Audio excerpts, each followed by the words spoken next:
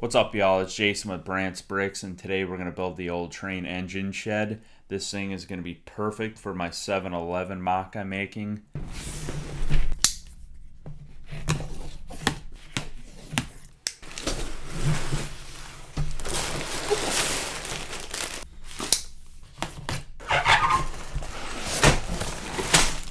I always forget the instructions are online. Sticker set here. Alright, I'm going to the living room to build.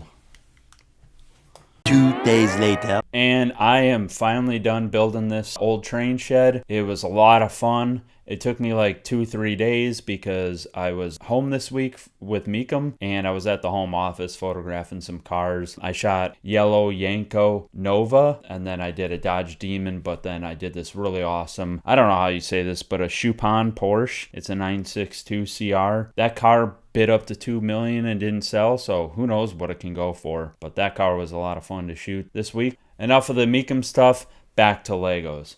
So here is the engine shed that I bought off of Bricklink. This isn't really going to be too much of a review or anything like that, but I just kind of want to show you a little bit about this build because not everyone has the chance to buy this, because they only come out with 10,000 of them when they do their orders online, and not a lot of people know about that with the whole Bricklink designer program. Sometimes they sell up fast, especially if it's like a castle or forceman set. Those things fly off the shelves, but these train ones kind of stick around for a couple days, so you get your chance to buy that. When you look inside here, there's a crane system that goes from one end of the shed all the way to the other. It has a couple machining machines in there, so we got a drill, we have a vise, we have a lathe over here. The tracks recess underneath it so that if they need to drop anything or go underneath and look at the wheels or something like that, they can. This train is not part of it. All right, overall, this build is very easy, nothing too crazy. It has a lot of good details like the electric pole. We have a little shed over here that has like an old school wood burning stove in there, an old school telephone. So this thing is definitely older, but I feel like it'll fit perfectly alongside the 7-Eleven, giving it that urban look. All right, so we're gonna put this thing next to the 7-Eleven and I'll show you guys what I'm talking about. All right, so here it is next to the 7-Eleven mock I am building. I believe this is the first video that I have of the 7-Eleven. I've been trying to do this mock for a little while, and that's the reason why I built this train shed, was to use on the side of it so that I can,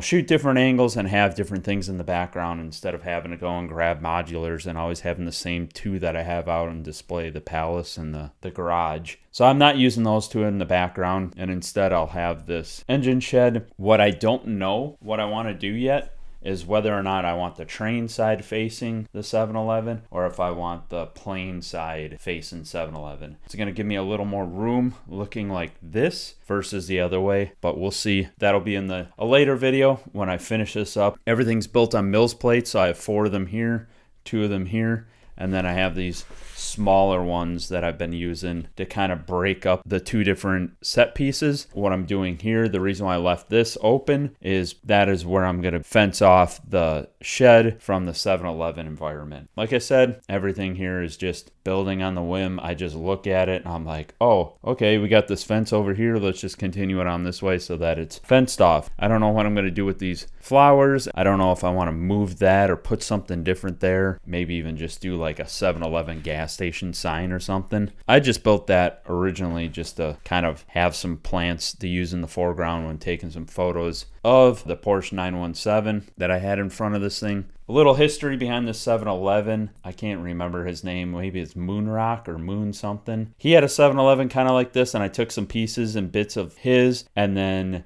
some other guys. I never bought any plans or anything. I just looked at their stuff and kind of just made a 7-Eleven with using some of their ideas and then looking at a 7-Eleven photograph on the internet. But my whole goal with this thing was to photograph a car in front of it. If you didn't know, 7-Eleven is very big into the car culture. Over the last couple of years, they've been really focusing on sharing anyone's photos that they've taken with their cars in front of 7-Elevens. So it's kind of been a pretty big thing, and then it got to a point where they do a year-end best photo So then everyone's submitting their car in front of 7-Eleven and they choose which one's the best one. I believe they hired Larry Chen to fly out and photograph the winner's car in front of a 7-Eleven. So you get a free photo shoot, so that's kind of cool.